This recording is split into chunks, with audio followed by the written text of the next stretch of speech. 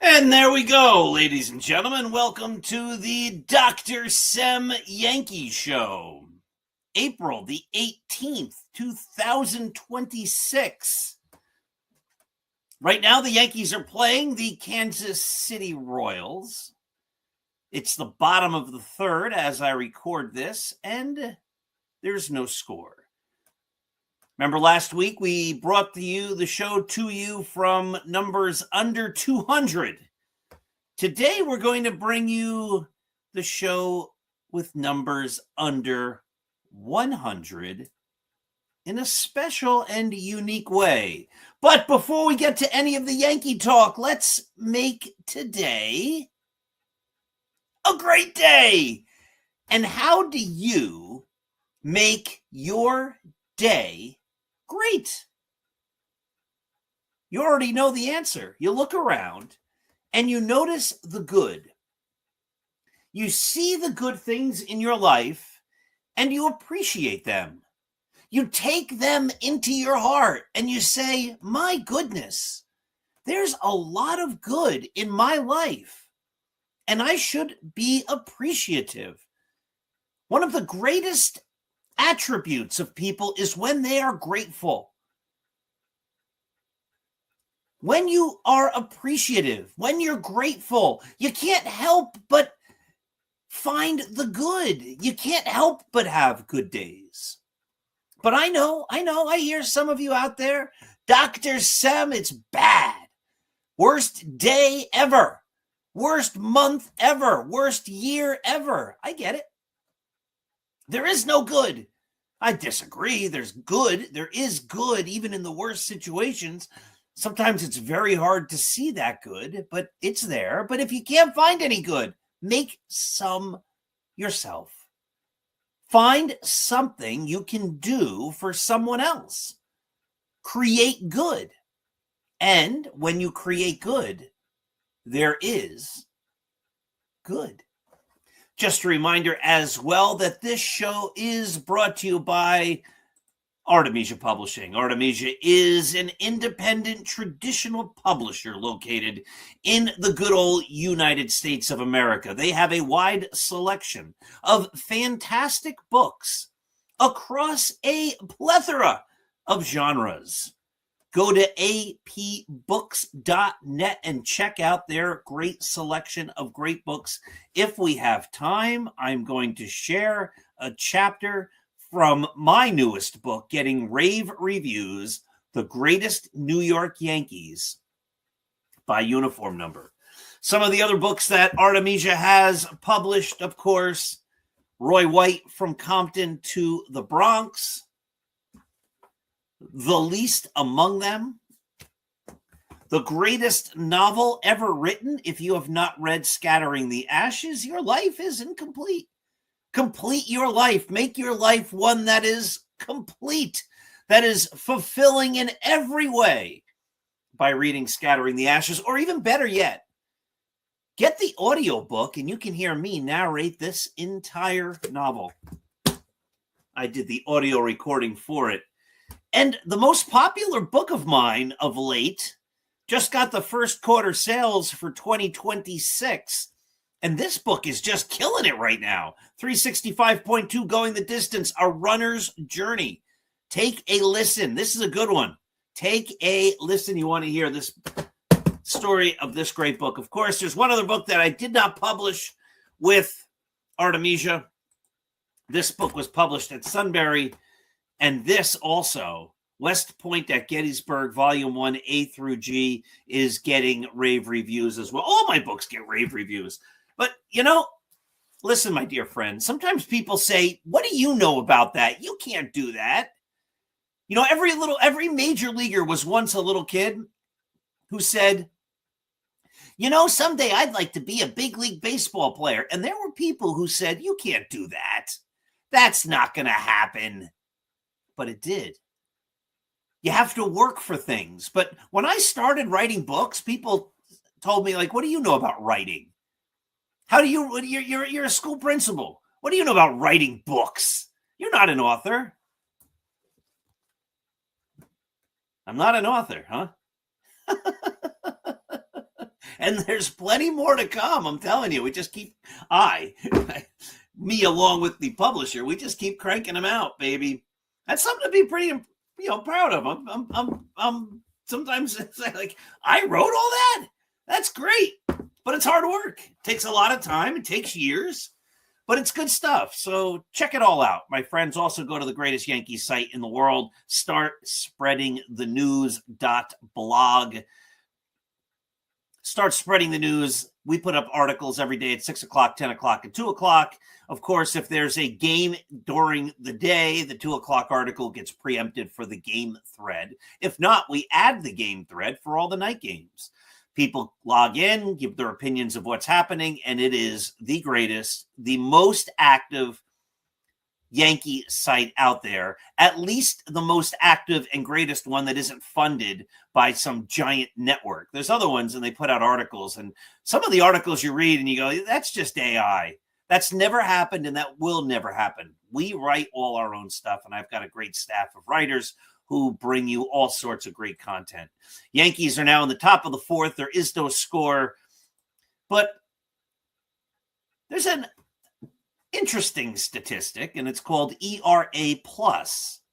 And if your ERA plus is 100, you're a league average pitcher. I like ERA plus and OPS plus because it normalizes everything around 100. If you're above 100, very easy to understand. Some new stats, you say, I don't even know what that means.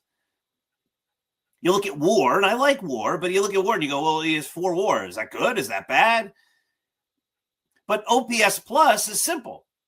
I don't know how they figure it out. That's not simple. I don't know what they're doing. The mathematics behind it, I don't get it. But when you get the number, when they publish the number, the people who figure these things out, the statisticians, it's very simple. OPS, ERA plus, OPS plus. If it's 100, that's league average. If you're above 100, you're doing better than league average. If you're way above 100, you're doing really well. And if you're below 100, you're below league average. And if you're way below, you're way below league average. Give you some examples for the Yankees right now this season. OPS plus, Ben Rice, 230. He's killing it. How do you know he's killing it? Young season, 5 home runs, 14 ribbies, 327 batting average, 14 walks already, an OPS of 1.16. He's slugging close to 700, slightly above, and his on-base percentage is just about he's getting on base 45.7% of the time. But then you look at Jazz Chisholm, who's having a terrible year. He's hitting 179. He has 0 homers, just 3 runs batted in. His OPS plus is 47. That's pretty terrible. Worse, Ryan McMahon, 119 batting average, no homers, 2 ribbies, a slugging percentage of 119. His OPS is 379. Terrible. And his OPS plus, 12. Cody Bellinger right now, a league average hitter. His OPS plus is 100. Aaron Judge, 158. You get the idea. If it's way down, like Ryan McMahon, he's doing terribly. If it's way up, like Ben Rice, he's doing great. Now, let's look at the pitchers. ERA plus, Max Fried, 143. Cam Schlittler, this is all before the game last night, 172. Ryan Weathers is right on. He's 100, right league average. Will Warren, I'm surprised he's way up at 175. That's surprising to me. Luis Heel, who pitched 2 games and does not look good, his ERA plus is 63. All right. I'm going to get to a number in a second, but before we do that, let's see what's happening. Top of the fourth, no out, 1 out, and nobody on. So, my dear friends, as we look at OPS plus, for most of the Boone era, until last year, one of the strengths of the Yankees, even if they didn't have big names, was the bullpen. He seemed to be able to manage the bullpen, and the Yankees bullpen did relatively well, it seemed, year in and year out. Last year and this year, the bullpen has not been good. halfway through last year, if you want to say that the trade deadline's a little past halfway, a bit past halfway, maybe 2/3 of the season in, at the trade deadline, the Yankees went out and they brought in 3 top relief pitchers to solidify the Yankee bullpen. Brian Cashman was heralded from sea to shining sea for his great work in solidifying the Yankee bullpen. And as I said, today's show is brought to you by Numbers Under 100. David Bednar, who I actually am a big fan of. I'm a big David Bednar fan. My oldest and my youngest sons, I have 3, both attended the wonderful college, Lafayette College in Easton, Pennsylvania. In that same era that my sons were attending Lafayette College in Easton, Pennsylvania, home of Larry Holmes, the Easton assassin, David Bednar was going to Lafayette College. Now, I don't know David Bednar. My kids don't know David Bednar, but he's a fellow grad of Laf. He's a Lafayette grad. I like him. I'm rooting for him. I want David Bednar to do great. But David Bednar has an ERA plus before last night's game of 94. 94. That's not an even league average. It's close, but he's not even a league average pitcher this year.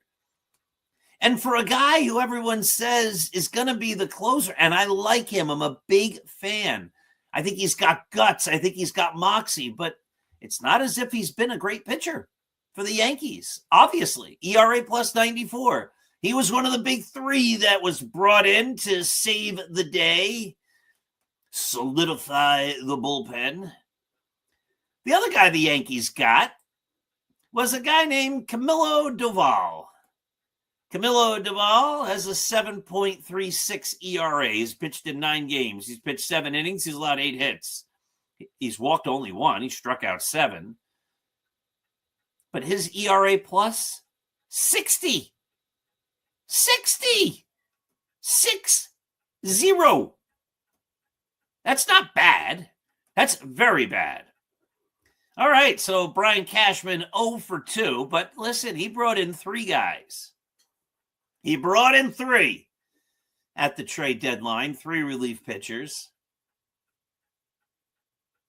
The third guy he brought in is now pitching in the minor leagues. His name, Jake Bird. His ERA plus 57, 8 games, 7 innings, 9 hits, 6 runs. 7.71 ERA and an ERA plus of 57. Ugly. That's ugly. That is bad. So Camilo Doval's ERA plus was 60. Jake Bird's is 57. Jake Bird, who didn't stick with the Yankees very much after the Yankees got him and spent much of the year last year in the minor leagues. Not good. Bottom of the 4th now. With the Yankee game, it's the mid-4th. As I click on it, still no score. Yankees having trouble scoring runs, and then they have trouble with their pitchers and their bullpen holding leads, and even their starters being able to go deep enough into the games. But Bednar, below average pitcher. Doval, below average pitcher. Bird has now been sent to the minor leagues twice after the Yankees acquired him at the trade deadline last year. And, of course, the other guy the Yankees got is Ryan McMahon, who they have to pay $16 million this year and next year. And next year. And what did I say his OPS plus is this year? What was it? When 100 is league average? What? It's just crazy. His OPS plus is 12. 12. You know what people say, and I'm exaggerating because you have to have a little fun. We can't take this all too seriously. Baseball is a game. It's supposed to be fun. But you know how people say, like, I could have an OPS plus in the major leagues. Just give me a bat. I can do any worse than him. You know, the average pretty good ball player could probably not do very. I don't think he can do much worse than 12.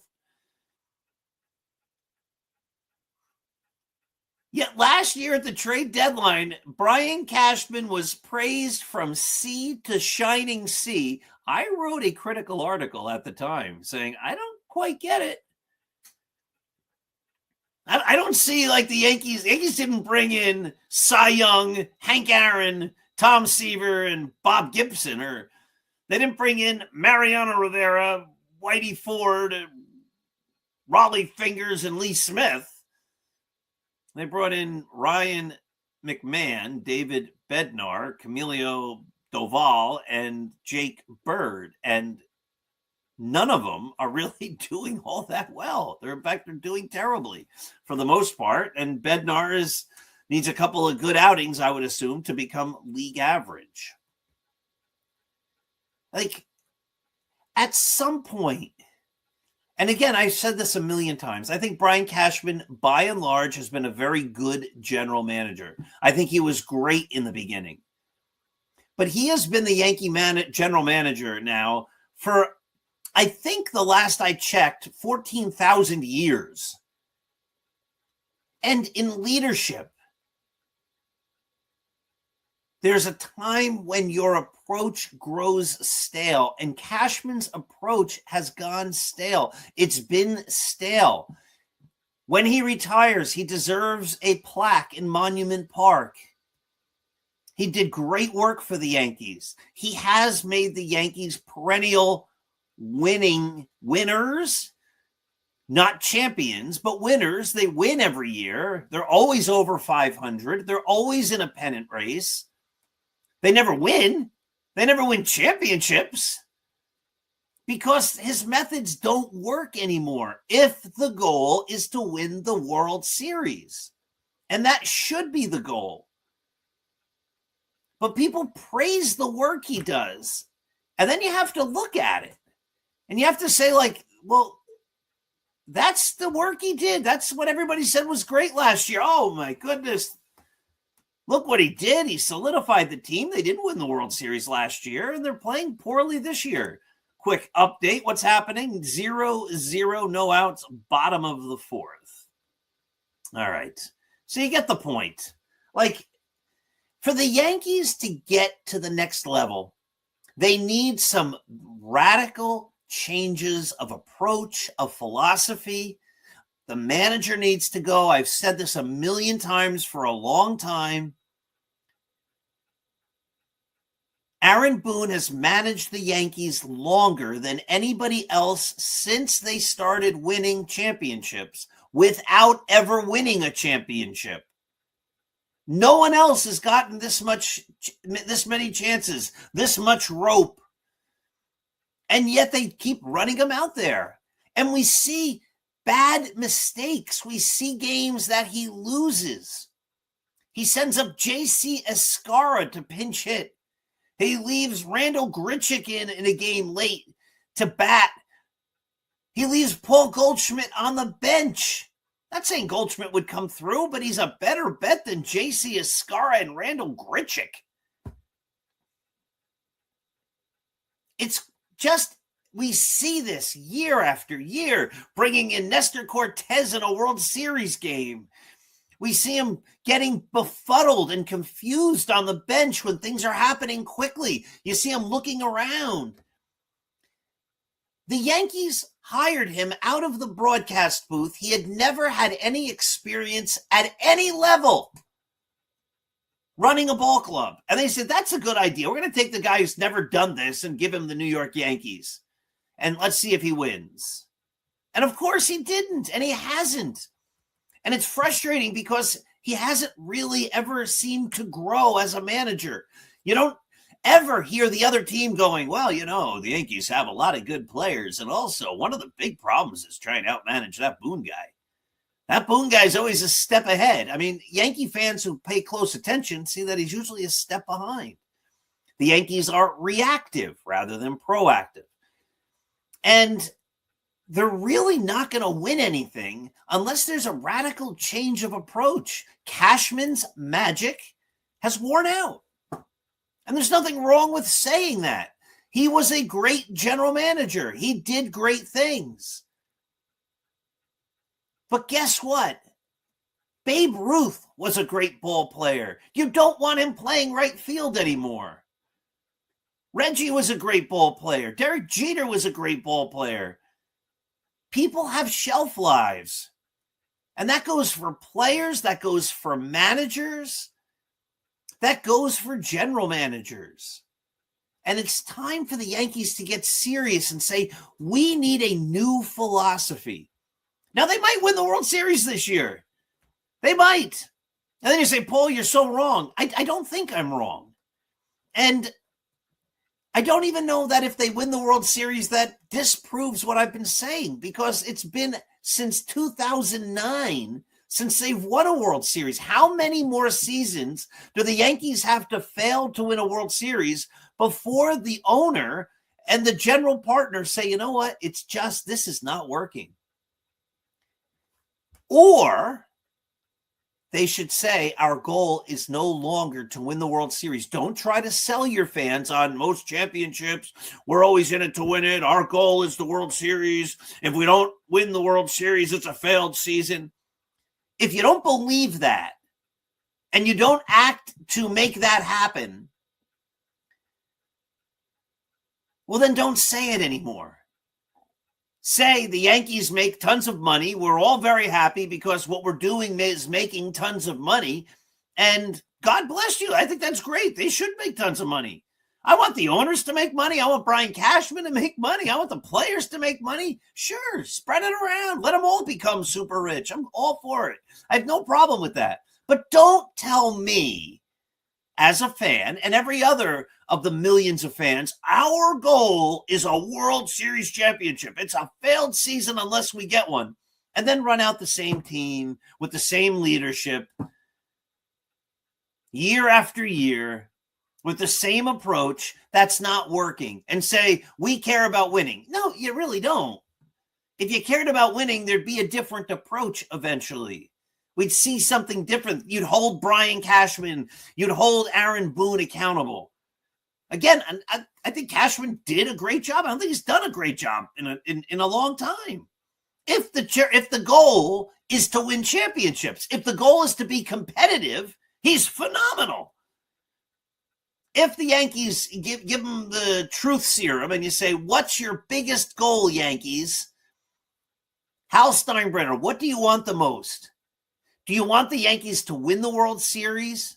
Or do you want them just year in and year out to be a team that's in the hunt and they have a chance every year for an exciting October, but they're never the best. There's always weaknesses.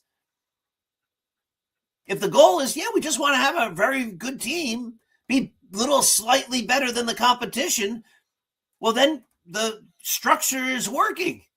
Then it works great. Then you should never fire these guys. And they haven't been fired, which means to me that they feel that the structure they're using works. Right? It's working. The Yankees are competitive and the Yankees make tons of money. It works. And that's great if that's the goal, but then tell us that's the goal. Be honest. Say, Yankee fans, we're not going to spend over this amount of money. And the Yankees aren't cheap. They spend money, but they cut corners while spending a lot of money. But we're going to go to a certain number. We're not going to go over it. If we need to go over it to make ourselves the best possible team like the Dodgers do, we're not going to do that. We're not going to do that. We're going to be a very competitive team. And we hope sometimes that we win the World Series, but that's not our goal. Our goal is not to win the World Series. Tell me that. Be honest. And then you can say, you know what, Brian Cashman's doing a phenomenal job because that's what they do every year. But if you're telling me that the goal is to win the World Series, then he is not doing a great job. Right? This is not rocket science. Speaking of rocket science, in the bottom of the fourth, Bellinger singled, Stanton struck out, and then Ben Rice. What were we talking about, ladies and gentlemen? Ben Rice looks like he hit a 364-foot home run, which also scored Cody Bellinger. You know what I miss? John Sterling. I loved John Sterling. I know he got old, as we all do. You know, he moved on from what he was doing because he realized he wasn't quite at the top of his game anymore, as he shouldn't have been. He's 88 years old, or he will be 88, I believe, on July 4th. But I miss prime John Sterling. When I saw that Ben Rice had a home run, what went through my head? The pitch. Swung on it, driven to deep right. It is high. It is far. It is gone. A home run. Ben Rice. And then I'll have something, I don't know. Rice cooks one. And the Yankees, the ever-resilient Yankees, have taken a 2-0 lead. I just miss that. I miss John Sterling and the John Sterling calls.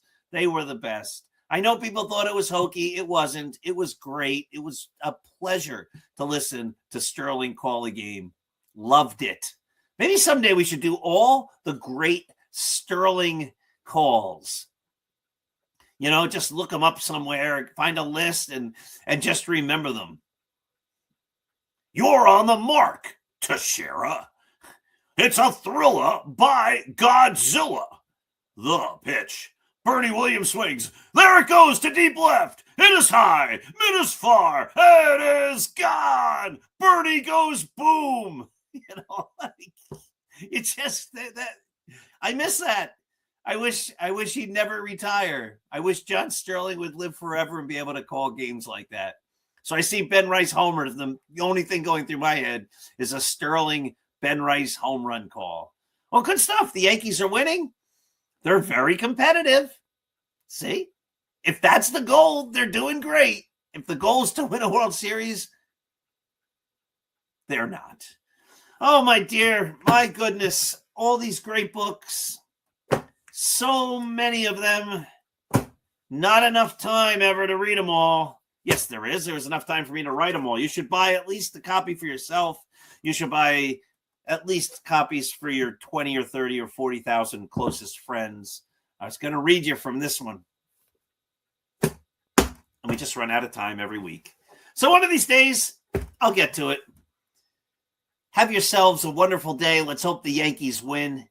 Let's hope they get on a hot streak because it's been a miserable 11 games until tonight. Maybe tonight turns it around, though I do not believe there's a thing called momentum that has any superpower staying power that people think it does. But anyway, if you win one game, then you just go out there and you can win the next one and you can get on a roll and good things maybe can happen that way. All right, my friends, have yourself a wonderful day. Look for the good. Cherish it in your heart. Keep things in perspective.